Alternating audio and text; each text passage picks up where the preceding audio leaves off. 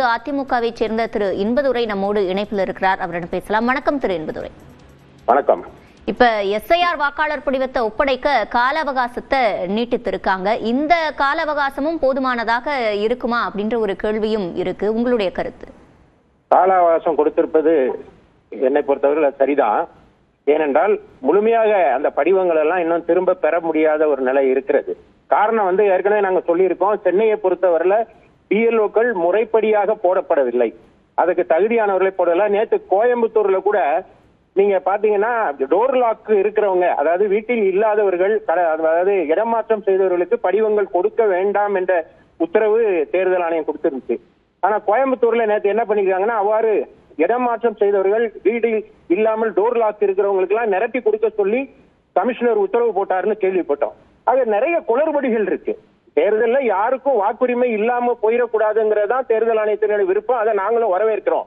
ஆனா போலியான வாக்குகளை நீக்குகிறதுக்கு, இடமாற்றம் செய்தவர்களை நீக்குவதற்கு, ஏற்கனவே இறந்து போன வாக்காளர்களை நீக்கி ஒரு சுத்தமான பட்டியலை தயாரிக்கிறது தான் தேர்தல் ஆணையத்தினுடைய நோக்கம்.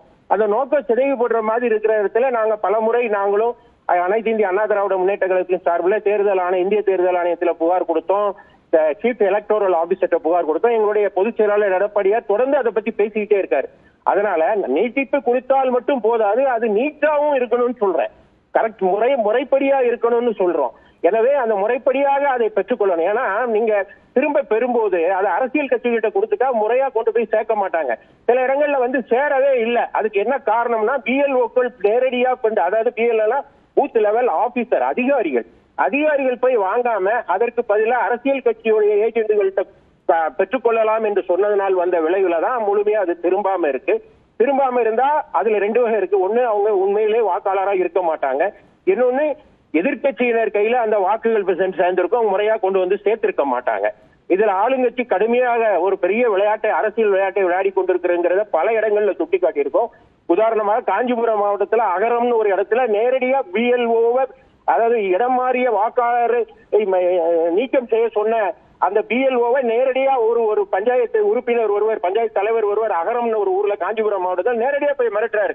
இதுவரை வழக்கு பதிவு செய்திருக்க அந்த அரசாங்கம். எனவே நீட்டா இருக்கணுங்கிறதுக்காக அது நீட்டிப்பு கொடுத்திருக்காங்க. அது சரியா அமைந்தால் அதை நாங்கள் வரவேற்கிறோம். இல்ல, இப்போ அவசரகதியில தேர்தல் ஆணையம் எஸ்ஐஆரை மேற்கொள்கிறது அப்படின்னு ஒரு சில அரசியல் கட்சிகள் குற்றச்சாட்டை முன்வைத்தாங்க. இப்போ ஒரு மாதம் தான் இதுக்கு இருக்கு, இந்த டைம் அப்படின்றது போதுமானதாக இல்ல அப்படின்றத நிரூபிக்கும் வகையில தானே இதெல்லாம் அமையுது. அப்படி சொல்ல முடியாது. அதாவது ஏற்கனவே இருக்கிற நேரமே போதுமானது. எப்படின்னு கேட்டீங்கன்னா, ஒரு இடத்துல ஒரு பூத்துல 1200 ஓட்டு தான் இருக்கும். அந்த 1200 ஓட்டை கொண்டு போய் கொடுக்கறதுக்கு எதுக்கு ஒரு மாசம்? தேர்தலை அறிவிச்ச உடனே பூத் லிஸ்ட் கொடுக்கறது 2 நாளையில அதிகாரிகள் கொண்டு கொடுக்க முடிகிறது இல்லையா? அதனால அதிகாரிகள் நினைத்தா அதை செஞ்சு முடிச்சிருக்கலாம். ஆனா இதுல ஆளுங்கட்சியினர் உள்ள புகுந்து கலாட்டா பண்ணதுனாலதான் இதுல ஒரு பெரிய பின்னடைவு. முழுமையாக அந்த வாக்காளர்களுடைய நிரப்பப்பட்ட படிவங்களை பெற முடியாததுக்கு என்ன காரணம்னா, ஆளுங்கட்சியினர் புகுந்து அதை பெற்றுக்கொண்டு நாங்கள் செலுத்தி விடுகிறோம் என்று எடுத்துக்கொண்டு போய்விட்டார்கள். காரணம், இந்த நல்ல நோக்கத்தை சிதைக்கிறதுக்கு திராவிட முன்னேற்ற கழகம் தொடர்ந்து பாடுபடுது. அதுக்கு சில அதிகாரிகள் துணையா போறாங்க. குறிப்பா சென்னை கமிஷனரேட், கோவை கமிஷனரேட்ல இது தலைவிரித்து, இந்த புகார் தலைவிரித்து ஆடுகிறது. இணைப்பில் கருத்துக்களை பதிவு செய்தமைக்கு நன்றி திரு இன்பதுரை.